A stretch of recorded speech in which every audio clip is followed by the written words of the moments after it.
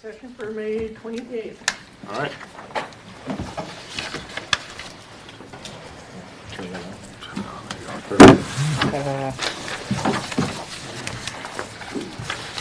Good evening, Mayor, members of council. Thank you for joining us today. Thanks for anybody who was able to look at the ladder truck, and appreciate the city of Delano for coming out and sharing that ladder truck with us. Gary Henderson, fire chief, will be leading the meeting. If you have any questions, let us know on the way, and end it away. Thank you, chief. Thanks, Zach. Mayor, members of council, thank you for taking the opportunity to come and visit with numerous things as it relates to the fire department. The first thing on the docket is aerial proposal. This piece of equipment is needed for various reasons as the community continues to grow.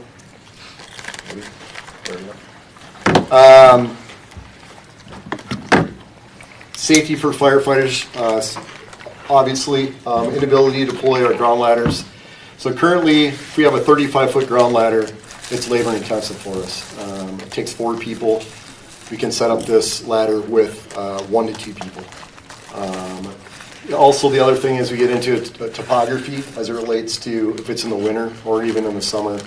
On a 35-foot ground ladder, we have to be about 70 degrees angle. So we're getting up maybe 2.5 stories with that. So that's kind of where ISO, Insurance Service Offices, talks about the ISO rating, where it comes in as it relates to insurance, and we'll get to that here in a minute. Inability to extinguish fires from elevated position. This comes into play with our apartment buildings that come into play, as well as any industrial buildings. I've had numerous fires throughout my career that have been elevated and need for a master stream. The particular truck that you saw from Delano has capabilities of 2,000 gallons per minute. More than likely, we're not going to usually use 2,000 gallons or 2,000 gallons per minute. However, if you look at the Cubes building and that capacity, it definitely could be, depending upon what's on fire inside. But it doesn't know. How much does it hold? Typically, a ladder will hold 300 gallons of water or less. So you're hooking up to a hydrant. We're hooking up to a hydrant, correct. Or we still can operate off of a draft. Right. We're just going to be numerous. We need to be really on our game as it relates to that. The last thing in this slide is the ISO rating. I have that on the next slide. So for those that are not familiar, ISO is done every 5 years. The last time that this was done, as the slide states, this is actually our rating currently as of today, 49.09. That's effective October of 2020. What comes into play with that, and it's kind of hard to see, but talks about emergency communication center points. We don't have a lot of, I'll start at the bottom. We have not a lot of control of that because we're dispatched by Hennepin County Communications. However, they give us a fair amount of points because they do a good job for us in that capacity. We look at water points. That has a lot to do with Marty and Public Works and where water is located and where water is not located. And then community risk reduction. That's fairly low for us right now. If you remember the presentation that Amy Lucht had put together a few council meetings ago, community risk, I don't know the name of the company, but that's going to come into play to help with care resources, thank you, to assist with repetitive medicals as it relates to one individual that we have on Dayton River Road that we go to on a regular basis to help with mitigate some of those calls over and over again. So that falls under that risk reduction. And then our fire department points, coming back to the red. Fire department points are based upon apparatus, the types of apparatus that we have. It also goes to our training. This is where, and we're talking about it here in the next part of the presentation, but the training facility. The training facility would gain us a fair amount of points under ISO, under the fire department points, as well as our training, our maintenance records, and so forth, all fall under the red category.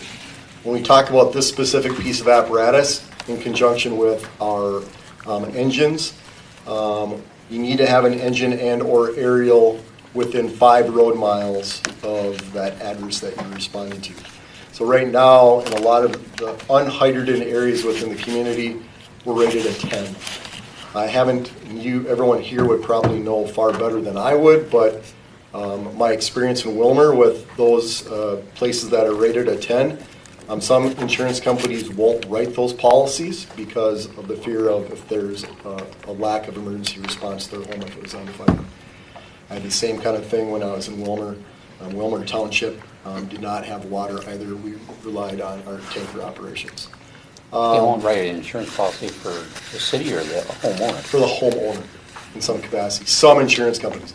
At the same time, be clear is that, for instance, State Farm, and I have State Farm at my house, State Farm does not recognize ISO. Mine So- doesn't either. Yeah, and it depends on who it is. No, they depend on different, their experience with fires and so forth. So it's not all based on ISO. I'll make sure that that's clear. But this is something that does come into play for a lot of insurance companies. Probably maybe more so on the commercial side than maybe the residential. But it does come into play. This is just an example. This isn't specific to Dayton. This is a community, and granted it was California, and I cut off part of it. I apologize. It should have the ratings over on the left. So if you're looking at, as it says, homeowners rates do not decrease below a class of 5. That's fine. Yeah, I looked at the packet. I'm like, I don't Yep. understand this I table. didn't Hopefully we'll either. get more. Yeah, I know, I apologize. On the left hand, there's one little column that I neglected, and I good the reference I couldn't find again, so I apologize. But what it's saying is that if that's your cost of your house across the top, that is your insurance rate at starting at a 9 and going down to where we're seeing a 5. So you can roughly see 894 to 373, and this is an example in a community in California. Nothing related to here, but just to try to give you an understanding of kind of how that could impact everyone's insurance. And this is a residential home value, not commercial properties. When you look at the ISO ratings, how do we compare to neighboring cities? So, for instance, If you go back, it's like- Yeah, is 49 good or bad or okay? that's what I'm trying to yeah, so 49 is not great. You can go up to 110, 10. I think. in So that we're at the case. middle of the pack.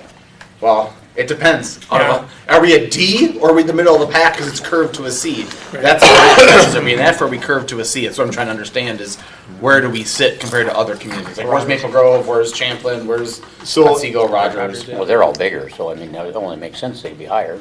Or- Yeah, Maple Grove, they have what I'll call residential fire stations, so driving 5 miles from that is pretty much going to cover a lot of that area, so they'll have a lesser ISO.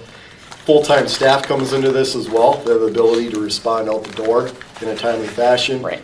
The standard is about 6 minutes. 1710, 1720 is really, as Fitch will talk about a little bit tonight, is right around that 4 or 5.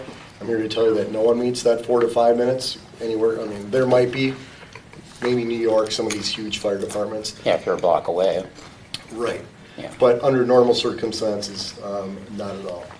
So because nothing to do with what the city has done or the community has done, it's just based upon pretty simplistic things such as water supply and if we need to truck that in. Because if we have to truck that water supply in, our response is significantly reduced based upon timeliness of that fire, especially as fire doubles in size every 30 seconds. It used to be every minute. It's come down based on the plastics that we're seeing in everyone's home, pretty much everything you see in this room. So how does this compare to neighboring? So neighboring, so to give an example, Maple Grove, I think they're sitting around a 3. Okay.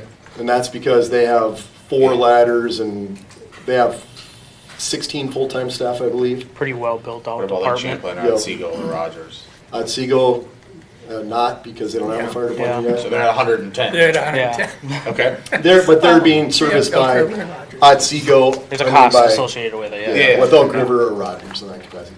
Rogers, I don't know. With where I was at Brooklyn Center, they were sitting at 3. Brooklyn Park is now at 2. Again, they have full-time staff, bigger cities, but that's overall kind of, and as we evolve, is the last part of the presentation that talks about the different staffing model. I think ultimately we're going to get there at some point. Not tomorrow, but over time. So 49 is comparison to a 3. I know we shouldn't, I'm going to say we probably shouldn't be at a 3. We're not that size of city to be able to do that. But 49 seems high then? Is that the... No, I would say that message it's low because we didn't have a lot of things in place. You had no full-time chief, you have 2 full-time personnel right now. So the number's actually lower than this, you think, today? No, it's higher, sorry. We want to go higher with that Okay. number, the other way. Okay. Yeah, I would say that this number is higher. I think than I what got it lost with that. So, So you said Maple Grove's ISO is a 3.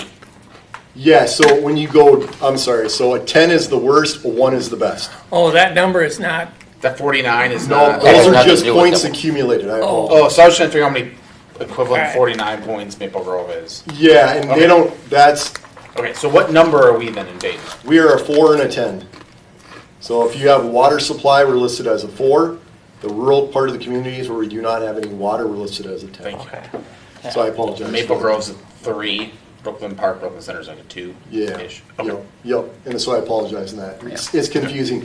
They have different, a specific Yeah. formula that they don't give to us. We just give them the information. It's a proprietary formula that I have no understanding of how they get to 110. Okay. And how often do they redo this, Gary? This Every sorry. 5 years. So we are due here in 25 next year. So can we see this number for other cities, or are we limited to only seeing what our number is? I can only see what we have. Okay. I had to log, this is our specific That's why I'm dashboard, asking. so I had to log in. Yep. Okay. I saw your name in the upper right-hand corner, I assumed as much, but I didn't know if you could click a drop down and see other cities or stuff. No. Okay. Thank you. Yeah, the best that they do is they give you might be able to find it on a Google search, what Maple Grove is or and so forth. And that isn't actually very easy to find either. So this information is from 4 years ago then? It is from 4 years ago. Yeah, so obviously we've made numerous changes since then. We have better record keeping, training records, all that stuff probably increased. With 2 full-time staff, that number has gone up. But as of today, it's a 4 and a 10. Our official rating, that doesn't get updated until next year. Correct. Okay. Yep. And then I do want to make sure everyone notes that it says there is 0 number of 3-story buildings in this city, and that is not true anymore. Right. So in 2020, there was 0, but since then, we've had 2 apartment buildings, the Cubes building, Graco 2 Graco buildings, Capital Partners, Inland, and I think those are the 6 or so that are listed as number of 3-story buildings, so. Okay. So that'll be impacted, that will also impact our number down. Negatively, yeah. Negatively.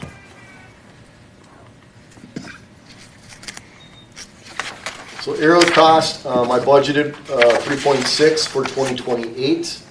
Cost if the purchase was, if council approves, would be for 2024 with delivery in 2028, would be 2.497. Again, very similar to our tanker, our engine tender. No money is due until we take delivery. We anticipate delivery probably early 28. The earliest will be December of 27. Again, discounts are available if we prepay. That was offered in the contract for roughly $200,000 thereabouts. And then, of course, we still have that ability to get discounts. So let's say that in 2 years, something changes and the city wants to prepay some portion of the ladder and or chassis at that time. It would be a prorated rate at that time. So there's still that opportunity to do some prepaid payments if we chose to. Otherwise, we can just pay the 2.4 upon arrival. And what's the, so if we prepay the chassis and there was something else, The ladder portion. the latter portion, that, what does that do for us? That's where we would, if we pay for those 2 things, that's where we're getting that. 200 grand up. And actually, I would probably say it's not going to be the full. It'd be a lesser portion of that because if they just pick the chassis apart and that, I know in past purchases from other manufacturers, you get 3%, 4%. It kind of depends on kind of no different than what Zach had competed last time for the engine tender. On how that works out. So they put the full boat in there. I think it's 204 and change. if that's something council's looked at or is interested in that capacity. Otherwise, there's no cost. I would assume you'll just run those numbers, right? Yeah, I'd just run the numbers and let you guys know, but at this Right. point, we don't have the cash or available. I mean, we have the cash available, should say. It'd have to be bonded, right? Huh? It'd have to be It bonded. would have to be bonded for if we wanted specifically for this. Obviously, we can move money from any fund and move it in here to do this one-time purchase, but, and again, it's hard to do, and when I say one-time purchase now, it'll probably be replaced in X number of years after that, so. And, I would recommend doing that at the current time. and a bond right now is what, 4.5%, Yeah, 5%? about 5%. Okay. Any other questions as it relates to the aerial in itself or anything that I may have presented? What do we expect the utilization to be on it? I wish I could directly answer that, honestly, because a majority of this is going to be used on specific incidents, fire incidents, could be rescue. This truck does have the ability, as I said to some, they can send out 100 feet and then go negative 15 to 17 degrees. So if there was a portion of the river that we could catch with it, it could go there, at least down a grade in that. Effect of rescue. Structure fires, let's just talk about a regular structure fire at a Jonathan or a Hanson Brothers homes that we have nearby. Right now, I can't make the peak of those houses with their 35-foot ladders if I need to get on the roof. So the likelihood of on a structure fire being used, it's going to be used quite a bit. These pieces of equipment don't go out the door as much as obviously our engines. This piece of equipment, and the one thing I didn't say, kind of on that note, Councilman Chant, is that with this purchase of this piece of equipment, this would actually round out apparatus for Station 3 in the future. There wouldn't be a need to purchase any large pieces of apparatus for Station 3. And the thought process behind that is we have engine gear. That engine will come before council probably in 26 to get replaced in 2030. The engine tender will remain when that comes. That'll be at Station 1. Engine 12 would move to Station 3 along with this aerial device. So that pretty much rounds out any big significant $2 million, $1.5 million purchases as it relates to large pieces of equipment. So the question I asked the gentleman from McQueen was, I was reading the contract, when I talked to Zach, he was like, you could cancel it whenever, no big deal, get your money back, but the contract doesn't read that way. Sure. But he did say he'd be willing to change the contract to read that if we cancel at any point in time, as long as we don't cancel with them and then go to company B and buy the same exact thing, that they're okay writing the language that way, because my concern was we would put the order now and then they still charge us a cancellation, because that's how it's written today. So if we do decide to move forward, we need to get them to change the cancellation wording to be more accurate to what they're willing to actually offer us. Yeah, and they've done that. There's been a jurisdiction nearby that I may have worked at before that had placed an order for trucks, and they ultimately had to cancel afterwards, and they were able to cancel with no issue. My guess is they could turn it. And that's what he said we can turn it. I just want to make sure that we No, have the wording it's a good point. properly in the contract, because right now If it they're going doesn't to do read that, that they way. might as well word it that way. Exactly, I agree. Absolutely. And he said he would if that's what we said before. Yeah, so David, it's a hard gauge to say how often we would use Somebody's it. got to lose before you need it. That's how it works. Well, Yeah, we- I mean, to so we have, Reality. That's how Hennepin County works. right, we have mutual aid agreements with Rogers and Maple Grove.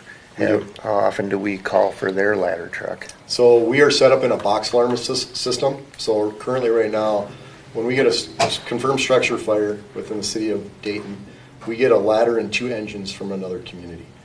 Now, with that being said, sometimes the ladders are available, sometimes they're not, depending upon maybe they're deployed on something, maintenance issues we've run into in that capacity. I know often the people say, well, why don't you just rely on your neighbors to utilize their piece of equipment? And my response to that is, I don't think the taxpayers of Rogers always wants to send a piece of equipment at their expense to our community. Now, in a mutual aid, not a big deal, but the frequency of the use where we can utilize it in our own city without additional resources is pretty significant. We get into, often we may get an HVAC unit on top of one of these large buildings, so they get a burning smell inside the structure, and we're forced to try to go to the roof. That doesn't mean that there's not, as you've been up on Graco's facility with everything that goes on up there. We do have abilities to get up there. But if we had something where we need to bring tools and equipment, it's gonna be pretty cumbersome to go in that respect, so. When we had the fire up on Dayton Road a few weeks ago, Yep. how long did it take for a ladder truck to come to that one? After we were there. So we showed up, how long until their ladder truck? Yeah, that one came from Maple, First ladder was Maple Grove, Grove. second was Anoka Champlin. I could definitely get the times for you off our CAD system. Can you estimate? Or is it too If I hard had to to do that? estimate, I was late to get there, Okay. right, because I was coming from Champlin. I drove all the way from Cub and Champlin, got on scene, and I was still there probably 15 minutes before the ladder showed up. and I actually followed Maple Grove's ladder in when I came to that fire, so I was behind them. So Kevin was there before I was, and I followed in Maple Grove, so I would say probably 20, 2025. 25. Yeah, I mean, another big part of this too is your placement of your ladder, whether it be a commercial or residential, getting that ladder in the correct placement. You know, once engines start arriving on scene, we start laying hoses down the ground. That kind of cuts off the access points to get to that location. So having a ladder there early to actually position in the correct tactical position is key also. Is that because you can't drive over the hoses once they're already been used? Right. Okay. Yep. Yep. So if we have a hydrant across the street and have to run a hose across from the engine across the street, we're now blocking off that entire roadway. So Gotcha. being able to get that ladder in position early is critical. Any other questions as it relates to the aerial device? Only question, what's the goal of the work session? Just to Just to have discussion. Discussion. Yep, so the idea for the work session was to reduce the comment time that we have during the meeting so we can kind of keep the meeting going if we needed to. So I think you had put this at 2.5. Roughly, yeah. yep. Right, right. 2 point, yep. 2.4 now. So is this a, how do I put it? So it's got 2 axles. Yes. Tandem axle. Tandem axle. Yep.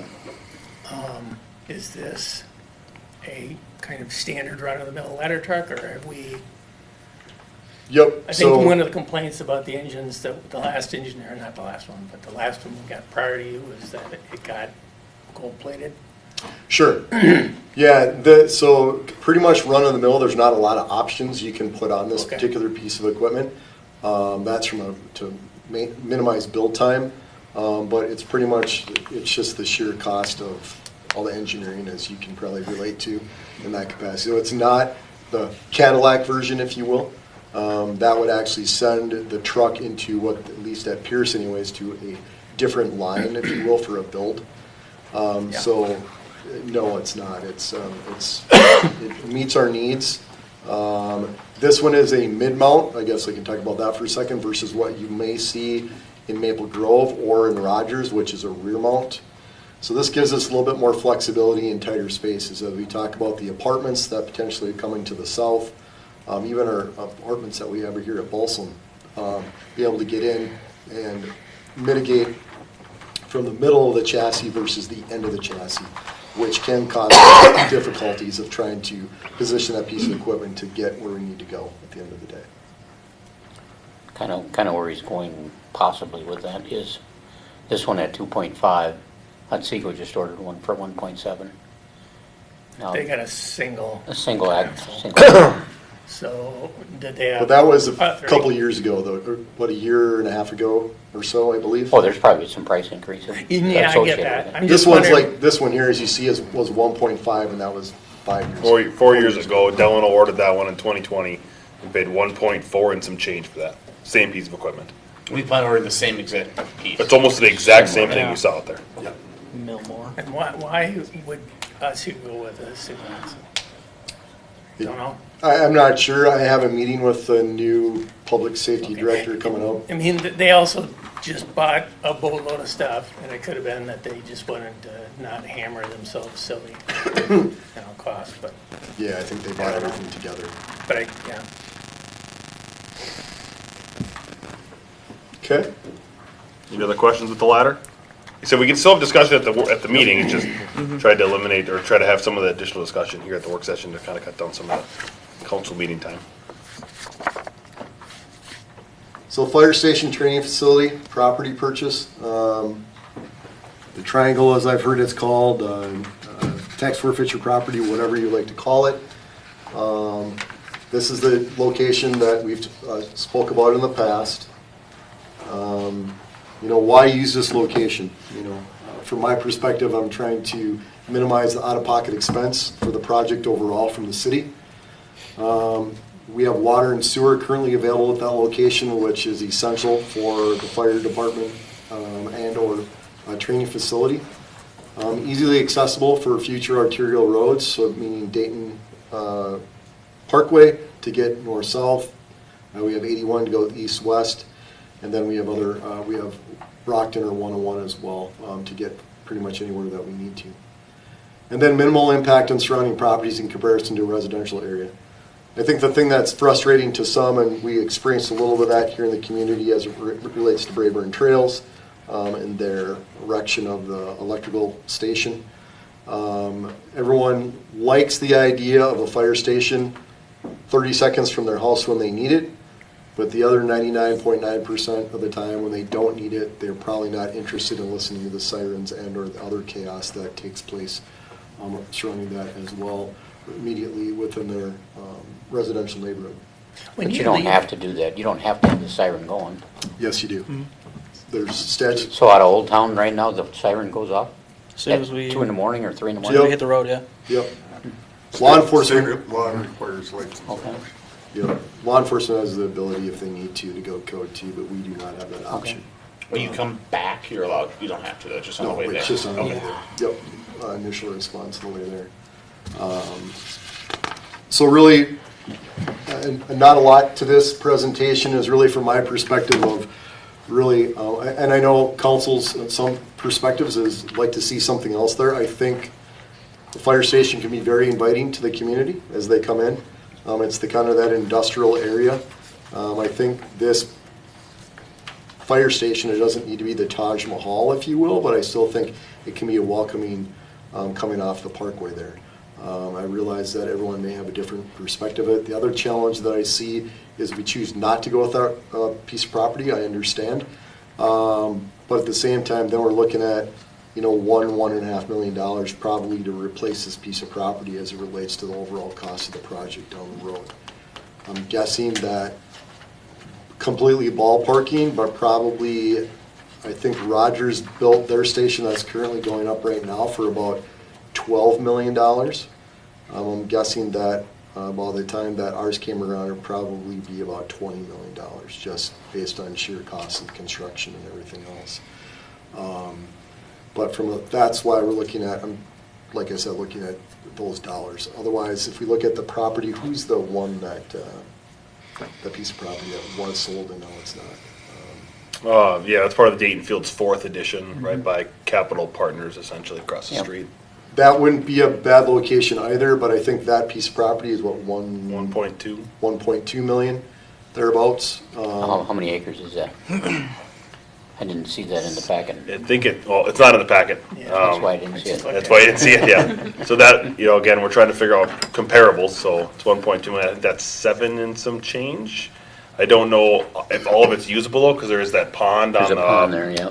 we would call it the east side of the property there, so you can't use that. So I think Yeah. it's 7 and some change. So it's probably about the same size Yeah, I was gonna say. I and think land it's- area about as this tax forfeiture parcel, roughly, Right. of usable space. This comes down to, I think this one's 5 and some change of usable space on this tax forfeiture parcel. Because there's a stormwater pond on the north side there next to the railroad. Yep. And then we took away a little bit with the parkway itself. So when you click on it in Hennepin County, it's like 7 or something. So Or, the one thing that Yeah. that always sticks out at me is that I always thought it was a mistake to put Station 1 right on the edge of town. I understand kind of what they did. They had a piece of property there, but I still think it was a bad idea. Now we'd be doing that same thing. We'd have another station. So how does that bode for having a 2-station city at some point? If we put one down there. Yeah, so you have that one that ideally Station 1 would close at some point. And then the other location, and it's in the Fitch report tonight as well, but you would get more centrally located, more towards public works in that area. So you kind of have that. They did show the other one in there, if you saw that. It shows at North Diamond Lake, Yep. somewhere in there. and then moving Station 2 from here somewhere down Fernbrook, probably 117th in that capacity. So That one looked like it was the optimal for average time, Yep. those two stations. Yeah. But- Yeah, and that's the thing of when we look at response times. I mean, I would say that for us, if we are in the fire station or in quarters as we refer to, if we can get anywhere within the city in about 8 minutes as we're in the station, I think that meets the need of the community, if you will. And really, I think that's something that I would look to members of council, because I think that's something that council has to come up with policy as it relates to what you're looking for response times. That'll be key in that that partnership, if you will, with the fire department, and making sure that we're serving the needs of your constituents, if you will. These response times are an average throughout the city, correct? Is that how you figure them? Yeah, it's pretty much an average. So we have we've added a new company called Echo Data Analytics. So it's real-time data this second on everything that we've done. It's been extremely helpful for forecasting calls for the rest of the year based on calls that we've got on today to many other things. But it talks about the days a week are the most busiest and so forth. So it provides a lot of information for us to try to calculate those response times. Right now, in the Fitch report, I think it says we're about 12 and a half minutes. It depends on the type of call. I think I looked earlier today, structure fires, if we have a structure fire, we're on, or at least any fire-related codes within our CAD system, are about 13 and a half minutes. And mind you, the one thing that everyone needs to understand is firefighters have the ability to live up to 10 minutes away from the fire station. So that can delay a response. Dispatch has 90 seconds upon you get the call to dispatch the call. It doesn't always happen, so if you kind of work backwards or forwards, however you want to do, say you give them the leeway of 2 minutes for that dispatch time. The other part that we don't know is how long did it take for somebody to call 911? Are they trying to put the fire out themselves or whatever the case may be? But we're seeing from the time of dispatch to arrival about 12 and a half minutes, which is not a bad, depending on where you can live up to 10 minutes away. I have no issue with that, but as we continue to move forward, ideally I'd say about 8 minutes if we're in the station. So We having have, full-time people seems to be a far bigger impact than where the station's at. oh, sure. It that's gonna does, be- yes, I would agree, yeah, so that's why I say, yep, without a doubt. If we have people that are in the station and full-time, they can go out the door in 30 seconds. That we see that today with myself and Kevin and our part-time inspector Jason. We're out the door, and then other firefighters, if they're available, they're coming back, and often we're there, right away, or a lot more timely than what we were in the past. So we just bring it to look for direction from council on kind of what you guys are looking for, or if we need to look for a different piece of property down the road. That's really kind of what we're looking for in that capacity. Personally, I'd be on that avenue there to look for a different piece of property. And I think we talked about that at council level, and there was general support to put something different than a fire station there. I don't see why we can't get 3 or 4 acres over in that industrial area worked into some sort of a deal. I mean, in the end, you're going to pay for it anyway. But What do you mean industrial area? What do you, over in that quadrant, that area. over in particular- that same area, but. a That same different- area as Okay. the piece you just talked about. Okay. And we don't need 7 acres. I mean, we don't. Yeah, I don't know how Gary much- himself said he needs 3 or 4, so. Yeah, if we throw the training facility, which is key, I would say we're probably about that 6. It's Yeah. not huge. I'm not sold on the training facility yet. We haven't seen any real numbers on that yet. So So I far, think- everything's just a dart on the wall. Correct, yeah. So to answer your question, Mayor Fisher, about why there, we also envision Dayton Parkway obviously continuing to go north over time. And so being that this location is right on Dayton Parkway, response times will be significantly less as if we have a north-south connection, so. Yeah. So that's why I this get spot that. works better than Station 1's current location, because Brockton's never gonna expand, or Dayton Road's never gonna expand to the amount that we're expecting Dayton Parkway to expand to in the future. Yeah, I think my bigger hangup is simply that just the physical It's not spot. the government building, right as people get off the, Sure. and I'd like to see, it is guided for commercial, I don't know. Sure. I mean, to me, we're gonna, as a financial aspect, it's gonna cost more money to use that forfeited property in the end.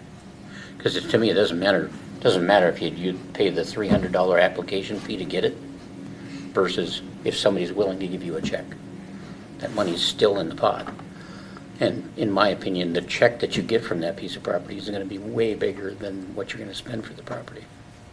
Sure. Yeah, I mean, I did run pro formas for the council to show you what the numbers look like for a training facility time. Obviously, the fire station isn't going to give us any payback besides a better response time or whatever, but the training facility Those would. were based on, yeah. The training facility going there. So, And obviously, it doesn't make any sense to put a training facility on a piece of property and then not utilize the full entire land Right. for the full use.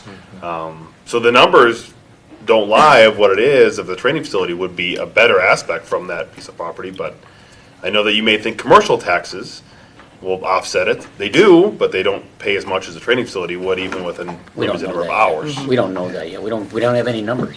Yeah, well, I mean, try to pull numbers from any other training facility that's running on any day of the week and Sundays.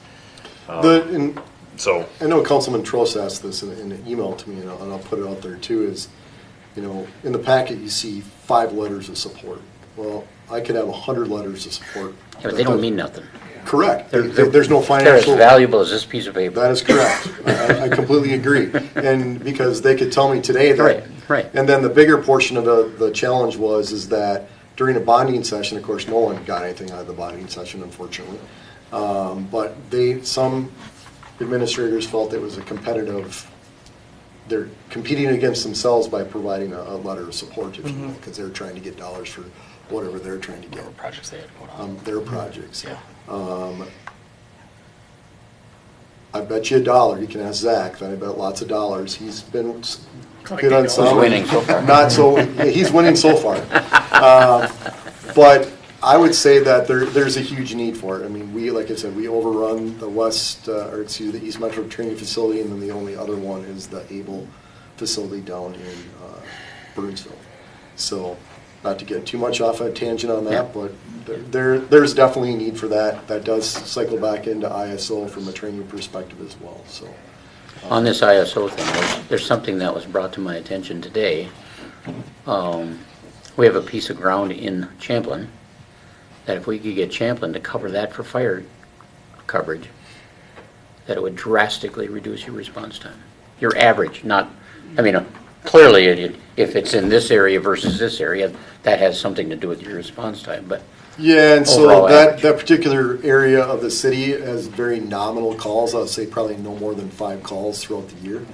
The other thing is, I think if you take that away, because I don't know how ISO calculates, but that is a hydrogen area. So if they take that Maybe it wasn't hurts you. ours, it may lower our score. in that capacity. Change numbers elsewhere. Yeah, could change numbers also. So when it comes to the land, if we don't do it here, we need to get land. I mean, we've been trying to get land since before I was on council. Y'all were trying to get land. Actually, we haven't. Yeah, We you guys haven't had a tried. closed Yeah, we meeting to have. talk we haven't about it. tried. There's money sitting there, but we haven't tried to get Yeah, it but you guys had a closed meeting.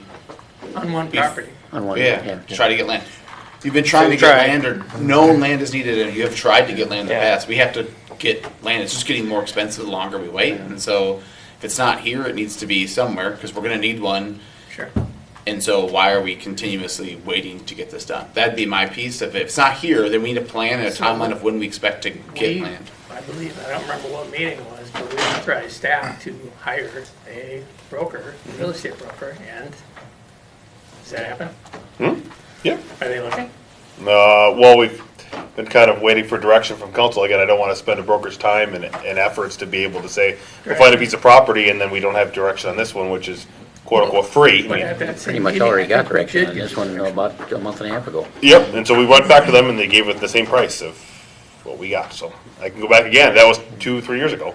No. Being I three mean, properties as far as we the looked at. forfeit property. Oh, You yeah. guys looked at 3. There was in the PUDs were in the Yeah, there was packet 3 or 4. afterwards. There were 3 or 4 Yeah, it was like properties 3 or in 4, yeah. 2022 that the council looked at in a closed session to purchase for. I'm You remember assuming where they for were? land. Yeah, they're all on 117th. Yeah. Yep. All of them are on 117th Yeah. Avenue. One's on the corner of 117th and West French Lake. Yeah, I Those on remember the that one. corner. Yep. 'Cause Yep. he- There was That had a home on That it. was two the more one with that the we- yep. building on Yep. it. There was two more along 117th further towards Brayburn Trails And, Development. And then there was I one on think the corner, You yeah. had a concern that they seen the city coming. Correct. And Right, started and then at the zero. price went up. And that's Exactly. when we said, Go find Get a broker. Yep, and we did. Well, Well, there's. I've commented a couple times, and I think that can be worked into a PUD on any particular deal. Yeah. So that's just a matter of Yeah, we're just, negotiating it out. yeah. Yep, okay, sounds good. I think, for me, it's the location that I don't like. The economics of it, I think, can work either way. But I still feel like that area off the interchange in Dayton Parkway was supposed to be long-term something more special. And I think you could make a really cool looking fire station there, I don't doubt that, but you're still got the burned down building on the property someplace that's not gonna be a feature. Well, I mean, and I don't disagree with what you're saying, Dave. We can make it aesthetically appealing to where it looked just like the fire station in that capacity, but at the same time, the one thing that I want to also be clear on, if you will, is as far as a training facility and a burn facility. The burn facility doesn't look like the house that we're going to burn on Saturday, and so to speak, when it's all Doesn't done. look like that wreck down here on Zanzibar. I was gonna say, or the Right, yeah, semi-trailers exactly. No, that were down you're there. exactly right. Right. It's the burn rooms are contained within the structure, and they maybe get a little bit of soot on the outside of the structure. And actually, the one in East Metro doesn't have any in the burn room that we tend to use on a regular basis. So, just to minimize that in that capacity, it doesn't look like what you might think it would look like. I have pictures of ones that were done, and they've been done very well for not a huge cost either. But I understand what you're saying. Yeah, I just, I'm holding on by a thread here, but I continue to have higher hopes for that stretch of Sure. of the road. And I think that, I'm a little frustrated too that we're not moving or pushing harder on locating some property for that third fire station. I think we've been in agreement for some time that that's what we need to do. And the training piece of it, I think that can continue to be in the discussion, but I just don't like it there. Sure. I guess the question that, to think about is currently right now, the dollars that we have that you've allocated, I'm guessing that we're probably gonna have to go up from there. And that's Yep. gonna be yours, so that would probably be something. And maybe it's, if we go out and find something, we would bring it back to you and go, this is what the cost is, and just kind of go that direction. But that's, I know, something that we've been trying to stick with, kind of what has already been previously allocated, but I don't think that'll be quite enough to accomplish what we need to accomplish moving forward. It's 600, right? I think it's five. I think it's five. Well, we had a, You authorized temporarily to go up from there. That was but- on Yeah, that one I was gonna say, particular. there's On like one one particular time to go parcel, up but a it little was bit. like, Yeah, up to what was it? Yeah. 750, yeah. Yep. Would there be any benefit to, I mean, when you look at this proposal, are you looking at a fire station and training facility, or would there be a benefit to maybe pull one, do a training facility first and then integrate a fire station later?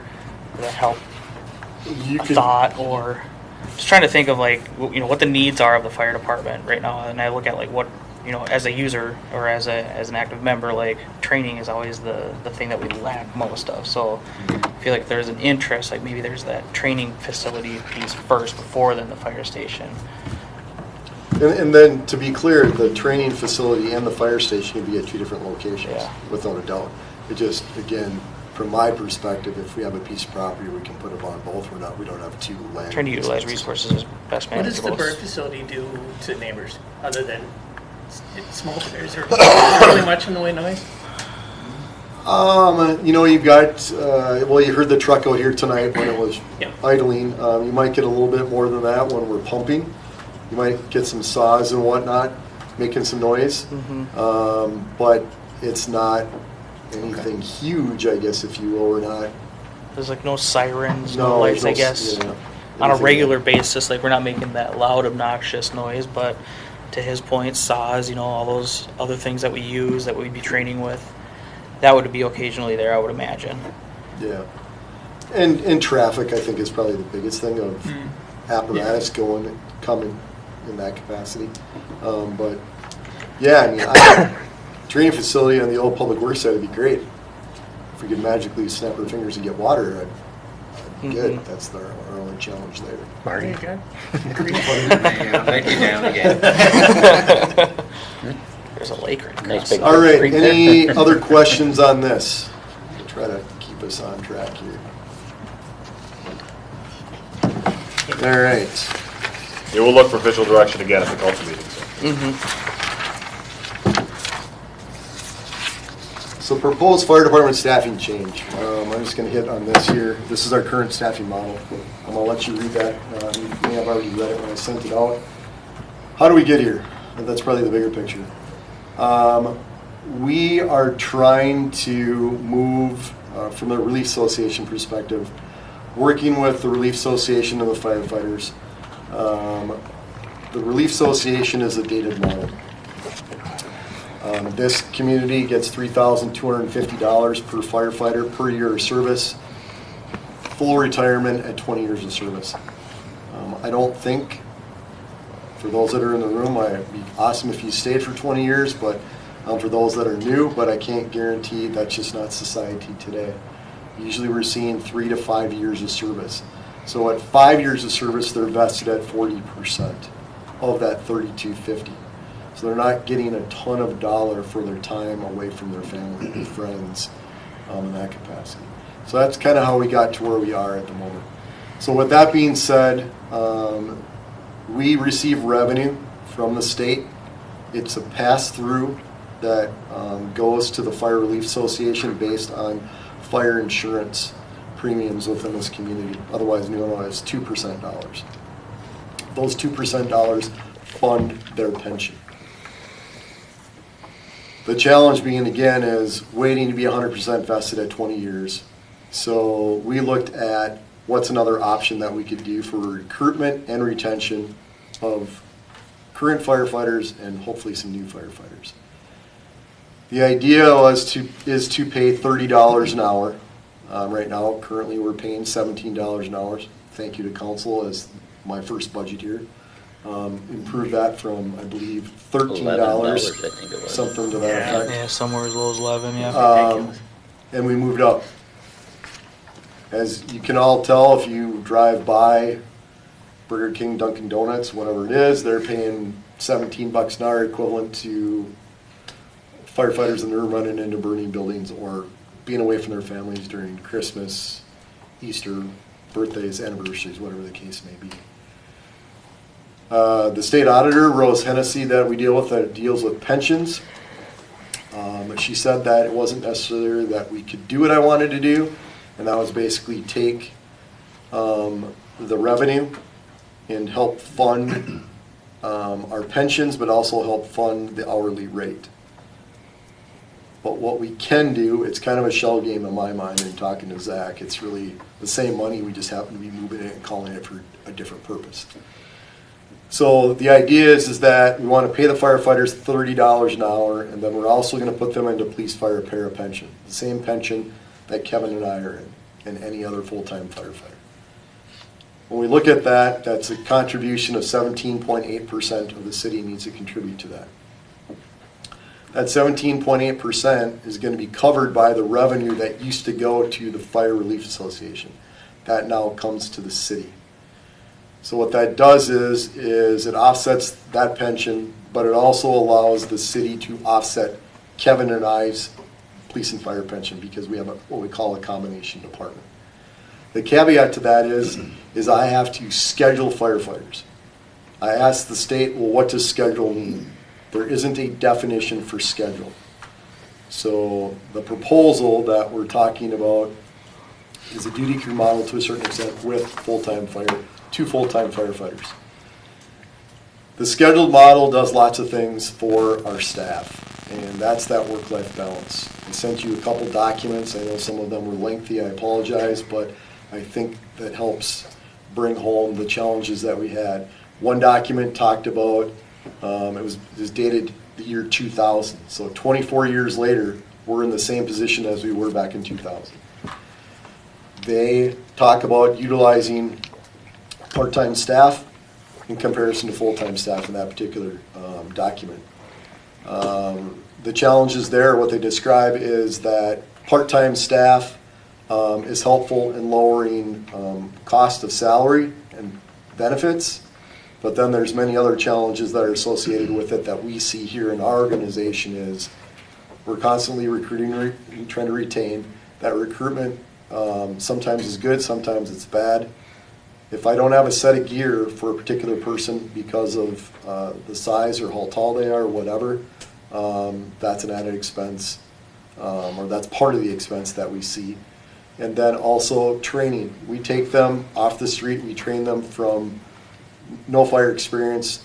There's the cost associated with that. And then let's assume like we've had one person this year, we had one person last year leave midterm, if you will, as it relates to becoming a firefighter. It didn't work in their schedule. And I try to really emphasize with members that are interested as well as their families, I encourage them to come in and we have a pretty frank discussion, at least for the first 18 months, is that it's pretty difficult on the firefighter themselves.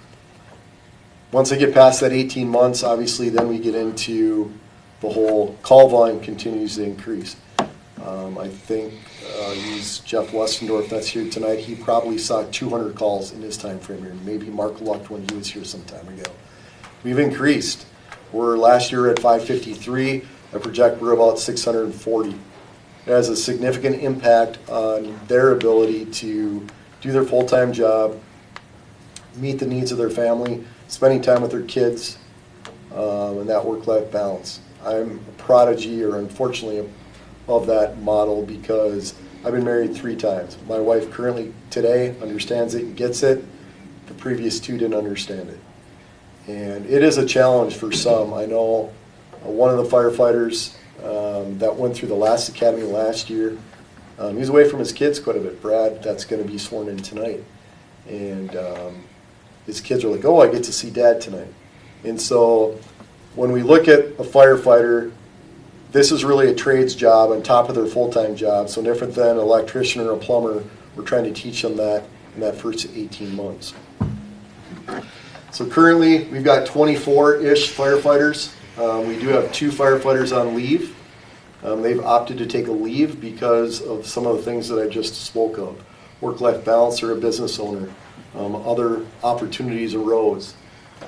They're still out. They have an opportunity to be gone for up to 12 months. But after that 12 months, they have to make a decision. So firefighters currently, I talked to the organization at the beginning of the year based on trying to move to the new model, get away from percentages. We all agreed as an organization that they needed to respond 10 times throughout the month. There's some that make their 10, there's some that don't, and there's some that far exceed their 10 based on kind of what's going on in their life. They need to make 4 trainings within a quarter. They're offered 6. 2 of those trainings can be made up online if they're unable to make it, to try to utilize those online trainings. And then we have maintenance nights. We try to encourage firefighters to participate. That helps with maintaining their equipment as well as making sure there's familiarity with that pieces of equipment as well. And then education opportunities, National Night Out, our open house, and then there's other opportunities throughout the year as well that we get asked quite a bit. So that's kind of our current staffing model. The proposed staffing model would reside here at Station 2, make a couple of creature comforts of the front office. It would be staffed from 7 in the morning until 10 at night. That's taking into account Kevin, myself, and our part-time inspector. And then certain days of the week, we would be covered. That covers 78% of our calls between 7 and 10 p.m. at night for 365 days. The other 28% is between 10 p.m. and 7 a.m., which this last year, 328 calls, I believe, were that 78%, and 160, if I recall, were the 28%. Station 2 would be staffed from 9 a.m. to 7 p.m. on Saturdays and Sundays with a minimum of staff 2 firefighters. So there will always be 2 firefighters here from 7 in the morning till 10 at night, 7 days a week. So, Mayor, to your point, we have a quicker response at that point in time out the door. What, Is there enough maintenance to keep them busy or what? Yeah, so Is there- there's, yep, so there's plenty of things, like this week, we've been trying to get ready for a house burn. Those things come up. We just received invitation for Anoka Champlin's parade to be in at that time. Granted, that's a little bit, because it's out of the city, but we do get a lot of things. The idea is for them to be busy. There's training that can be done online. There's maintenance that maintenance night would actually go away. So we want to better utilize our dollars that council has given us to use. Currently, right now, when we have, we roughly have, 6, 7, 8 people respond for Mrs. Smith at Stub Her Toe. They don't need that many people responding, but we're continuing to pay them for the come and sign in their name and or getting on the truck and trying to help that customer. And do we always have to send the fire department for Mrs. Smith when she stubs her toe? Well, Or can you send PD? well, it's It's not still, always available. it's that balance of resources. We- No, it's a question. Yeah, no. Some of the calls we don't probably have to have fire department go to, but, I mean, I understand somebody needs to go, but Right, so we're trying to bridge that gap between Paul and I of how many officers has on. If they're tied up doing stuff, here's a great example. The house fire that we had at Dayton River Road on a Sunday afternoon, he had 1 officer on. That's their minimums. We needed that officer to block traffic on that road. We tried to free him up as quickly as possible. He was extremely helpful for the time that he was there, and we freed him up, but then he had calls stacking up. So I'm assuming, Chief, you can probably say that maybe Corcoran or Rogers came in to help maybe on some of those, and in that capacity. while Any he was- priority 1 calls, they would help. Yeah. So we have that challenge in that capacity. And just so like medical calls. Yes. How do you, I guess I'm getting at how they triage that. How do you know who you need to send versus, dispatch must tell them. Dispatch, it's automatically dispatched. Yeah. The problem is this. Paul can attest this to any firefighter here. Yeah. What information dispatch gets from the caller and what we get when we arrive can be Right. completely different. right? And we might not have the appropriate resources, and hopefully we do in that Do capacity. what you can do, yeah. Can I ask about the weekday shift? So it's 15 hours. Do you intend to have somebody work 15-hour shifts, or? No, so that's where, so the idea is that, let's talk about our full-time staff first. $120,000 increase to my budget incorporates 2 full-time people, 40 hours a week. 2 more, or the already 2 that you have? 2 more. 2 more. Thank you. 2 more. So that 120, but that's not just for those full-time staff. So we're utilizing current dollars plus the 120 to incorporate 2 full-time staff that includes full benefits, and then also help pay for our staff station during duty crew hours. So for an example, a duty crew person, or excuse me, a full-time person would work noon to 10, so they're 10-hour days, 4 days a week. So Tuesday, Wednesday, Thursday, Friday is their week. Saturday, Sunday, Monday, Tuesday, Wednesday, and half of Thursday they would be off. And then the next part of that segment for them, when they come back after their 5 days off, they would work Thursday, Friday, Saturday, Sunday, the 9 to 7, and then the noon to 10. And then that will be supplemented by 1 firefighter, 1 paid-on-call firefighter working with a full-time firefighter. So what it does is, it does a couple things. Is we have challenges for Station 1, as often as Station 1, based on location. They get in a truck, they try to arrive to the scene. 58% of our calls are in this area, or serviced by Station 2. So often they end up getting canceled and don't have an opportunity to serve the customer, if you will. So we're going to be able to take those firefighters that have been trained, get them on a truck that's here, and then actually use their skills and continue to hone their skills because they're here at Station 2 and responding out. No station staffing from 10 to 7 a.m. or from 7 p.m. to 9 a.m. Monday through Friday. Those are our lowest call percentages are at night.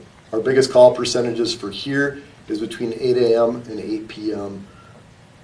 Pretty much equitably across the board when you look at statistics or the data we've been able to take out. Fridays currently seem to be the busiest, but then it almost levels out within a few calls across the entire week. So staffing compensation comparison, current model is $17 per hour. Again, their pension is $32.50. They're vested at 100% at 20 years, so they get 60% vested at 10 years and 40% vested at 5 years. And that's a lump sum payment. The proposed model is $30 per hour. Police and fire para, 3% per year service. Let's assume that their average wage is $10,000 for the year. They would get, if they go for 10 years, they'd be 100% vested at 10, 50% vested at 5.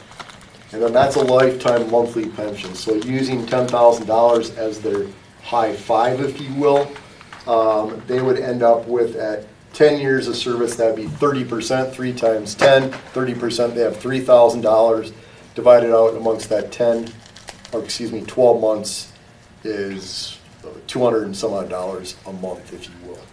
Are these for the full-time people you're looking at, or for the current? This would be for both, let's clarify, Councilman Bishon, $30 an hour is going to be full-time pay to start, no different than $30 an hour for our part-time staff. So everyone's going to be at that $30 an hour. The police fire para pension is going to be the same regardless if you're full-time or part-time. Sure, but aren't there additional benefits if you're a full-time Yep, city and employee? that $120,000 does include the $20,400 in benefits. We for used to those use two. like 27% on top of the hourly rate for benefits. Yeah, I'm just using what I know is. It's more like 34, but yep, close enough. Sure. I forgot, we're in government. Close enough. So yeah, this just kind of gives you an idea. The one thing that it does, the benefit, that's probably a huge benefit for the city is the liability of the Relief Association's pension fund. In the past, the city has had to kick in dollars to make them whole. If they made, if they made a bad pension decision for whatever, got into something, and let's say that it went down to zero, the city would be on the hook for whatever it took for that payout for, we'll use Jeff as the example at 10 years of service, working closer to 11 years of service. That $32.50 times 11, the city would have to kick that in. Anything below, I think it's 80% funded, the city has to make sure that it's properly funded in a commitment. So that liability now goes away, if you will. The revenue that, again, used to be that pass-through is going to fund the pensions of all the firefighters, police and fire. There's actually a little bit of a discount to 1% when you compare it to what we were originally looking at. We were originally looking at coordinated. Coordinated is about, is it 7.4? It's 7.5, yep. 7.5%, but then we have to kick in 4.7 for Social Security Medicare. 6.2. 6.2. So there's actually a little bit of a reduction when you kind of add all those things together in that capacity. So all I used here was our current salary budget. So currently we're budgeted for 305,720. If you divide that out roughly by projected calls for the year, that's $477.68 per call. Now granted, this does not include our total budget of $960,000 that we have currently. But this is just based solely on salary. The proposed budget salary dollars of $465,172. If you divide that out, going up by about 15% to 704 calls is $660.76. The call cost went up, but the one thing that I'm here to tell you is that the more calls that we continue to receive with a staff station and part-time and or full-time servicing it, that cost per call ends up going down over time. Mm-hmm. Why'd the number of calls increase? Because it That's just the will. projected. I mean, as you grow, you're gonna get more calls. It's Yeah. the projected. Okay. I think it would be clearer for me anyway to follow for comparison is to use the current number, because your cost per call goes down under the current model as well as the calls go up. Yep. Right, so I think, and I'm not saying that we shouldn't be looking at this, I'm not saying that at all, actually, but my math, it goes from 477 to 726 a call, using the current number of calls. Because I think that That's the math I was just doing, yeah. yeah, You using the 553 or you using The the 640. 640. Yeah, so 640 is projected for this year, right? Yeah, and I'm just to keep it level across the board, it's easier for me to look at it. Yep. When are you suggesting implementing this? So ideally, this is and part of the reason I bring it up is this, is that I can't have the relief, so the relief association, has to dissolve. With that dissolve, they need to go through many steps. So I'm assuming it's probably about 6 months for them to dissolve. So roughly, if we had them start to dissolve at some point, granted the budget, I understand, is not, obviously is normal, is not ratified until that first, roughly latest, second council meeting in December, but more than likely the first. So in theory, let's assume that we didn't have them move on anything. They had to wait till January of next year after you guys approve the budget. This number could be half of that, because my assumption is it's probably, they wouldn't start that until July of next year.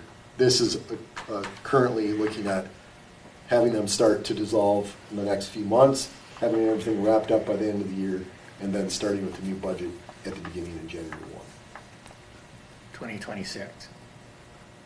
2025. But that's why I'm saying is that Next year. next This year. is coming, yeah. Yeah. So that's why I'm saying is that it could be cut in half till we waited till the absolute end. I just can't give direction. They're not going to want to dissolve the Relief Association until we know that council's approved whatever means that we're going to move forward. So that's why, like I said, it could be half of this at the end of the day. Yeah, it costs the fire relief money to do it. So they want to spend money, and then the council goes, actually, no, just kidding, and then now we spend a bunch of money that Yeah. the city's now gonna have to pitch back into them in order to dissolve them in a year or two later.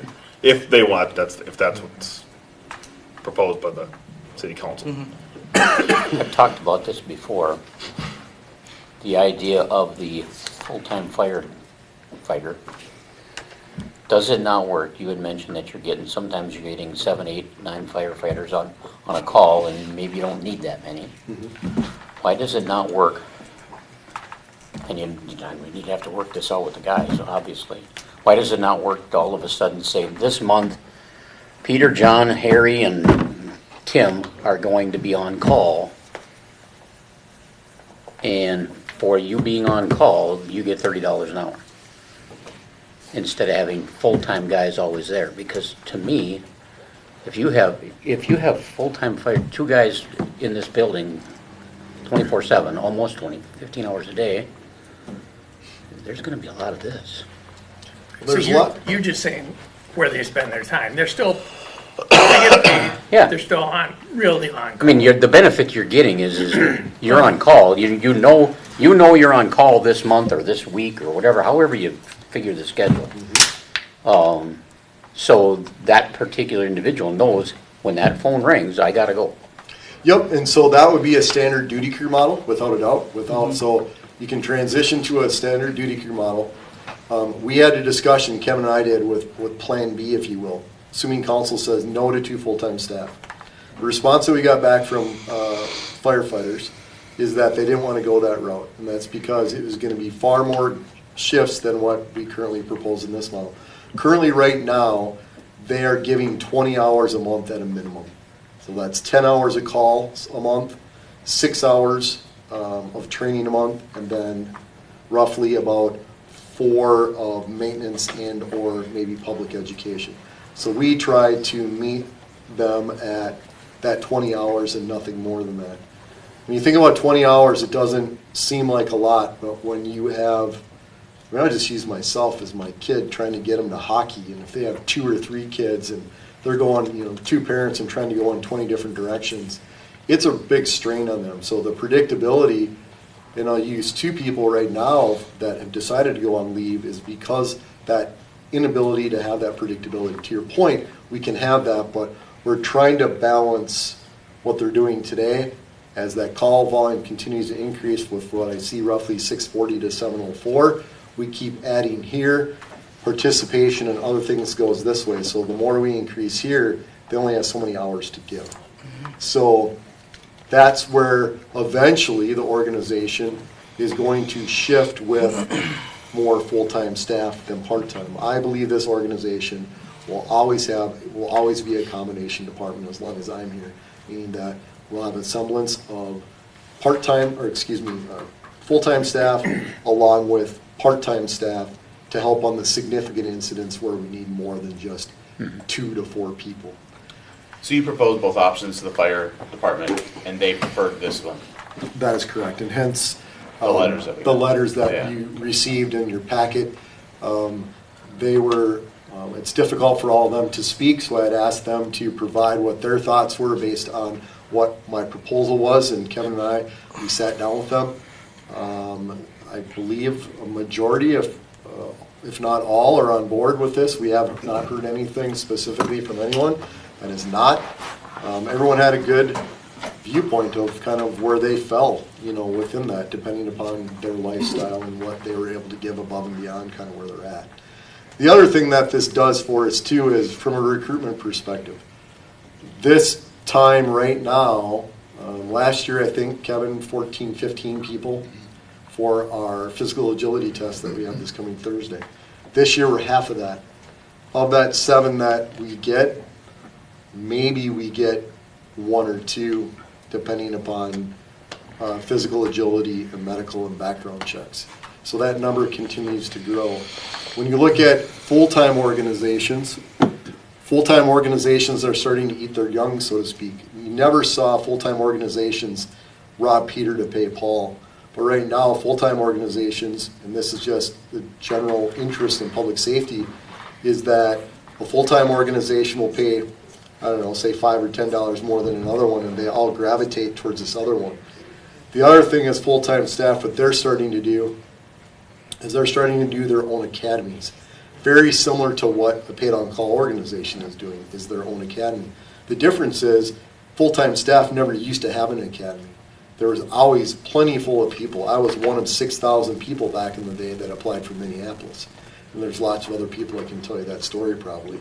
Right now, St. Paul's getting maybe no more than 200 to 250 people applying for that. So what's happening is if the full-time staff, full-time organizations start to recruit and retain at that street level, now we're in competition with them for those same people on the part-time level. So before, we used to be that feeder to the full-time people where they could get jobs after they were trained. Now, holistically, it's impacted us regardless if you're full-time or part-time.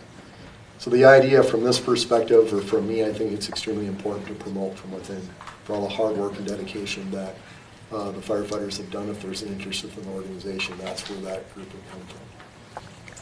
Yeah. So then one thing I've changed about this full time from what I've gained from the fire chief is that this is not a 24-hour shift type full time. This is you get to go home to your family at night. You get to go home every day. You don't sleep here. So other fire departments will pay less hourly wage because they're paying people to sleep while they're here or beyond call 24/7 if they do get to sleep. This department would only have a 10-hour shift, so you'd actually be able to go home every night, and that's advantageous for firefighters because they get to then spend time with their families if they are full-time.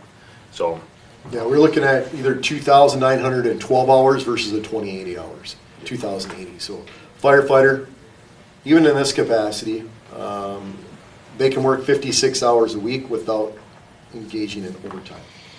So we could have them work 56 hours if needed, but that's because that's the way the statute's written. You're full-time. And you think you're gonna staff this for $60,000 a year? I mean, that's not a lot of money. It's not a ton of money, but the reality is when, as Zach said, when you look at 2912, another 900 more hours, we're paying the same amount of money in that capacity. It's comparable when you look at that from, the biggest thing I think for people is you're gonna get that 5.5 day stint off. Right now, if you look at a 2912 firefighter, they work 10 days a month. But it really kind of depends on how that's broken up, and they're gone for 24 hours a day.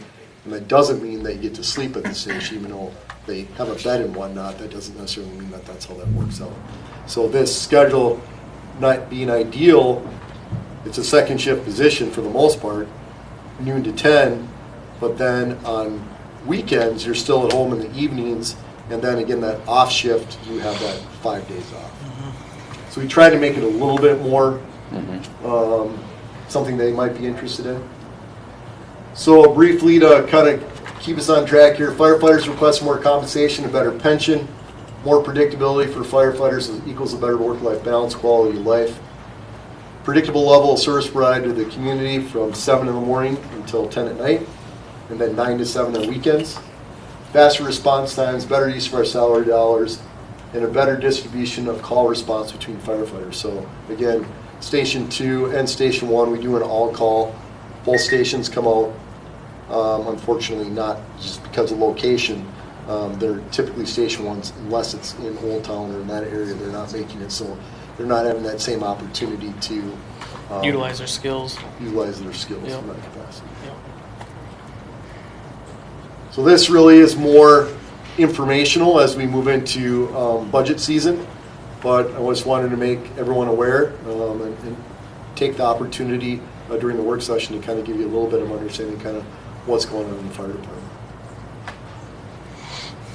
Any questions specific to the staffing model? Again, that's not something that's on the agenda tonight, but it will be something in the budget, which is coming up in one meeting. So. I'd say I'm definitely open to looking at another model with this, and this is you sort of fed us with a fire hose this last week with information. Yes.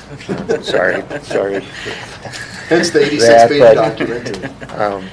Yeah, the dissertation was a fun read. I don't know if everybody got through it or not. But It's great for a plane ride, let me tell you. Yeah.